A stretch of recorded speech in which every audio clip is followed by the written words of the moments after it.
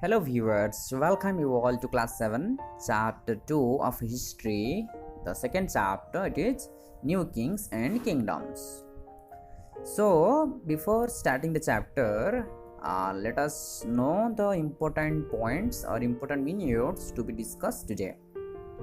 The first point, the emergence of new dynasties.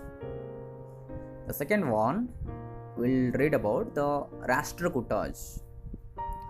Third one, administration in the kingdoms. Next it is the processes and land grants. Last one of the discussion of the day, warfare for wealth. Okay dear kids, you see the first point, the emergence of new dynasties.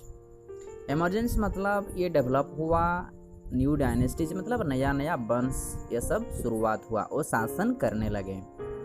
तो हम अभी देखेंगे कि जो सब Kings, जो सब new areas, जो सब न्यू स्टेट्स और किंगडम्स डेवलप हुआ, वो सब कैसे कैसे एडमिनिस्ट्रेटिव सिस्टम था, कौन कौन सा डायनेस्टी थे, कौन कौन सा राजा थे, कौन सा कैटेगरी का लोग थे, वो डिस्कशन करेंगे। तो इसमें बताया गया है कि जो राजा लोगों का वो सबसे पहले वो हेल्प करने के लिए, उनको मदद करने के लिए सामंतज सब रहे। सामंतज क्या होता है? वो लोग को जो दरबार होता था राजा लोगों का, वो क्या करते थे? मिलिट्री सपोर्ट देते थे। और उनके पास सामंतज, उनके पास जो पावर था और वेल्थ था, वो खुद को डिक्लेयर करते थे महासामंत, महामंडलेश्वर। इसका मतलब होता है the great Lord of a circle और ए रीजन। एक जगह का वो लीडर खुद को डिक्लेयर करते थे। अच्छा, तो फिर हम बात करेंगे कि ये जो राजा लोग थे, हम सेकेंड पॉइंट में पहले से भी बोले हैं, राष्ट्रकूटस के बारे में पढ़ेंगे। Rashtrakutas, the Rashtrakuta dynasty people, they were subordinate to the Chalukyas, right?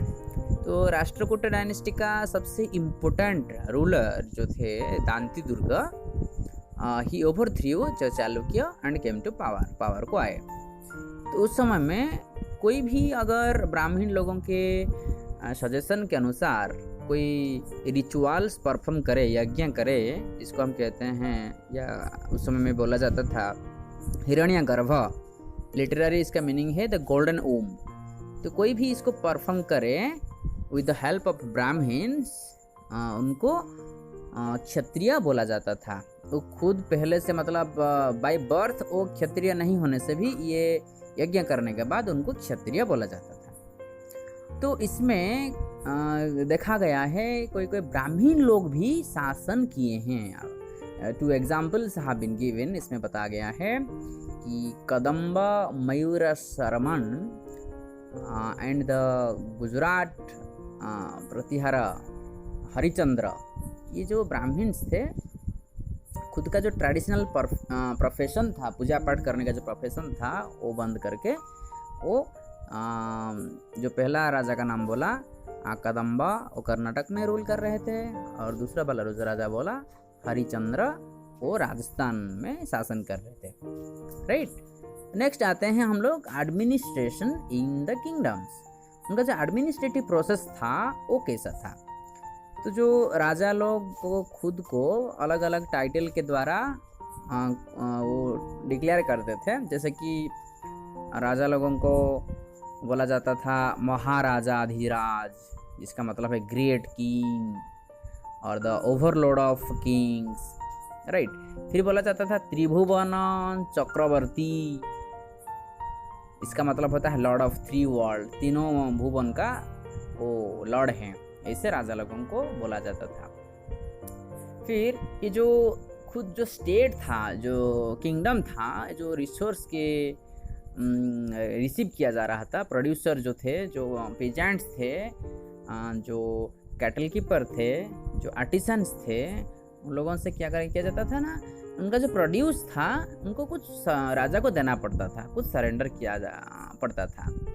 कभी कभी जो रेंट, रहने का जो जगह उनके लिए उसके लिए भी लैंड जो टैक्स देना पड़ता था, जो रेवेन्यू होता था, जो टैक्स देना पड़ता था, वो ट्रेडर्स जो होते थे, बिजनेस लोगों से, उन लोगों से भी टैक्स कलेक्शन किया जा रहा था। फिर हम देखेंगे कि जो युद्ध में जब राजा लोग जीतते थे, वो तो हम पहले से बोल चुके हैं कि प्रशस्ति, नेक्स्ट पॉइंट में हम पढ़ेंगे इसके बारे में, उसको ज़्यादा सेलिब्रेशन किया जा रहा था। वार में फाइट करना और एक्विजिशन, जो एरिया को एक्विजिशन करना, कंट्रोल करना, वेल्थ को लाना, कभी कभी प्लंडर किया जाता था, लूटा जाता था, और नया नया सब ट्रेड रूट सब बनाया जा रहा था, ये सब होता था।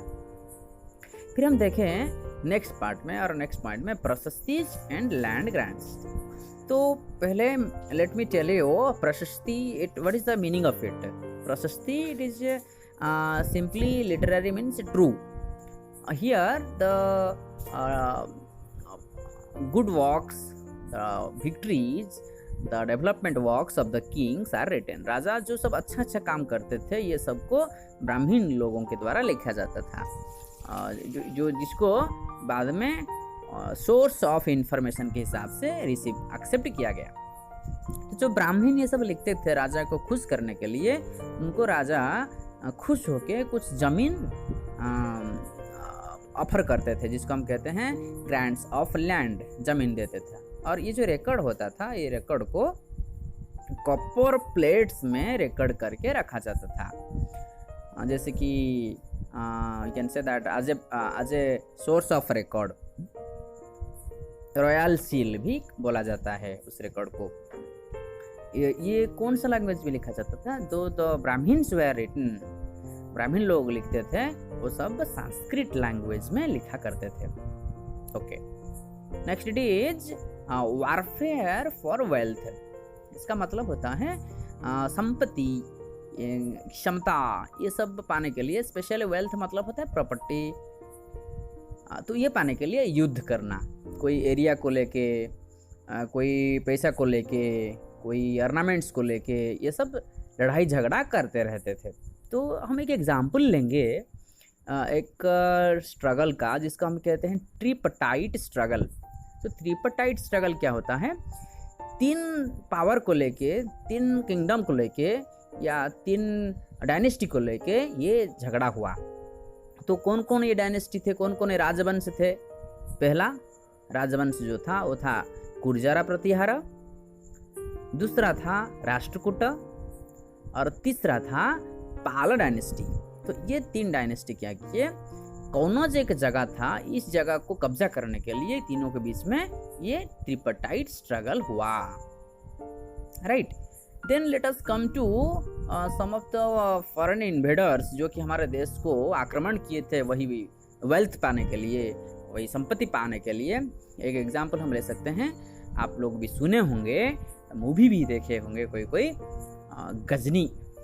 राइट, सुल्तान महमूद ऑफ गजनी, गजनी का महमूद।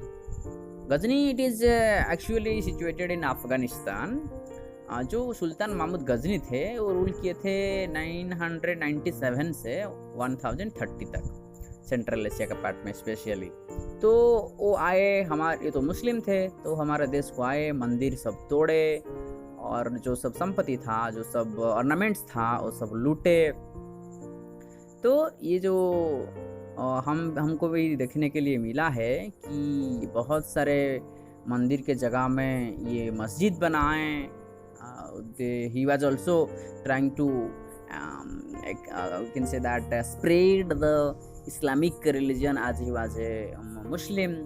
तो ऐसे हमको देखना पड़ा था उस समय में। फिर हम देखेंगे उस समय में जो अरबिक राइटर थे, जो अरबिक वर्कर्स थे, जो लिखे थे, हम बोल सकते हैं अल्बेरूनी जो थे, जो स्कॉलर, ग्रेट स्कॉलर, वो भी खुद के राइटिंग के माध्यम से कुछ इन्फॉर्मेशन दिए हैं। जैसे कि द अरबिक वर्क जो है किताब ऑल हिंद, ठीक है, ये बहुत इंपॉर्टेंट रिसोर्स होता है, सोर्स होता है हिस्टोरियन लोगों के लिए। और संस्कृत स्कॉलर भी बहुत मदद किए हैं वो इन्फॉर्मेशन को पब्लिक के पास पहुंचाने के लिए। फिर हम बात करें कि उसमें जो किंग्स थे, जो हम बोले हैं, हम सुने हैं भी कहीं कहीं, जो चौहान से हैं, पृथ्वीराज चौहान, आप लोग सुने होंगे, चौहान डायनेस्टी का एक ग्रेट किंग, और चौहामना, राइट। तो ये जो सब लोग थे, ये दिल्ली और अजमेर के आसपास उसी एरिया में वो रूल कर रहे थे।